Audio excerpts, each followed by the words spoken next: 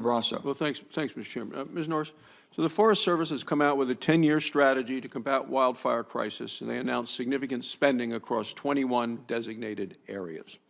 The dollars fund projects critical for reducing wildfire risk and defending America's forests.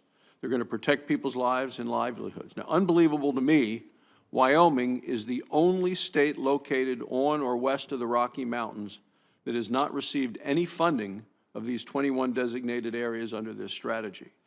Could you just outline the challenges that Wyoming is facing with respect to fire risk, as well as why you think it's so critical that the Forest Service works to protect national forests in our state? Thank you, Senator. Wyoming's forests have the same wildfire risk as any other forests in the western states. Our forests are overstocked, they have insect and disease outbreaks, we have areas of high mortality, and our forests are primed to burn due to drought. Wyoming's forests need to be protected because of the values they provide to our communities and also to the rest of the West. Our forests provide timber supply, critical wildlife habitat, water storage and supply. Our forests are considered the headwater forests because they contain the headwaters of 4 major river basins in the West. A catastrophic wildfire would substantially impact our communities as well as many of the communities further down the stream. Thank you.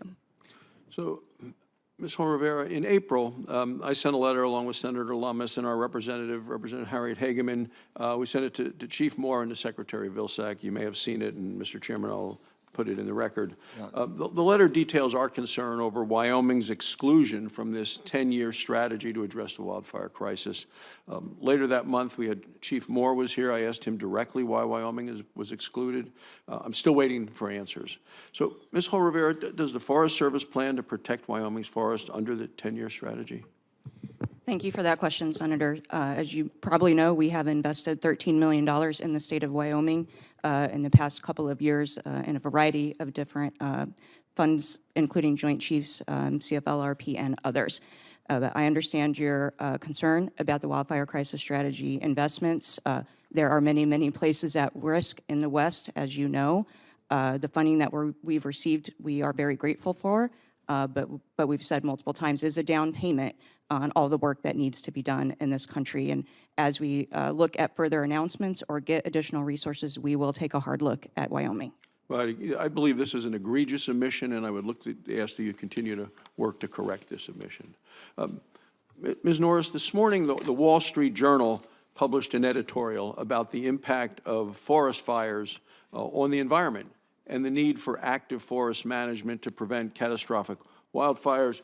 The editorial, Wildfires and the Progressive Climate Deniers. It goes on, it says, government land management policies that prevent wildfires from spreading out of control would actually reduce CO2 emissions more than offshore wind or electric vehicle mandates.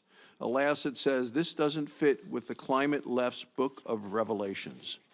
Do you agree that active forest management, such as cutting trees that are at risk, higher risk of burning, is not only critical to saving lives and property in our forests, but also helps combat climate change?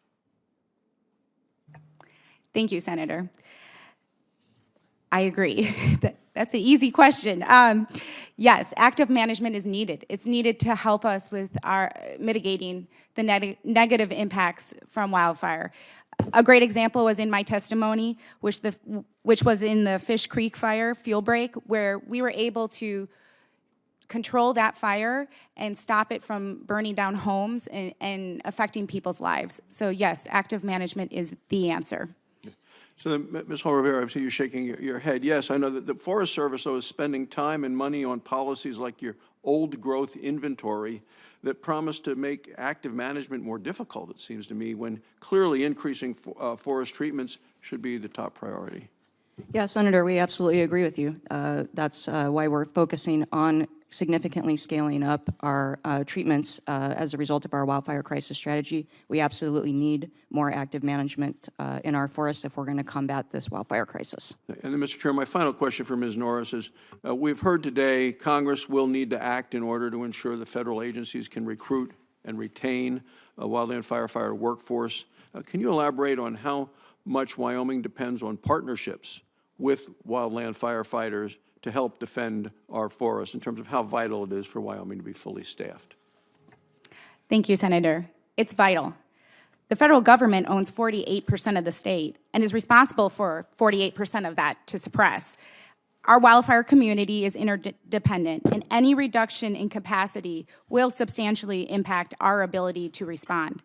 Wyoming simply does not have the resources to respond to an additional 48% of the state, and we need our federal partners to be a dependable partner in the wildfire response. Thank you. Thank you, Mr. Chairman. Thank you, Senator.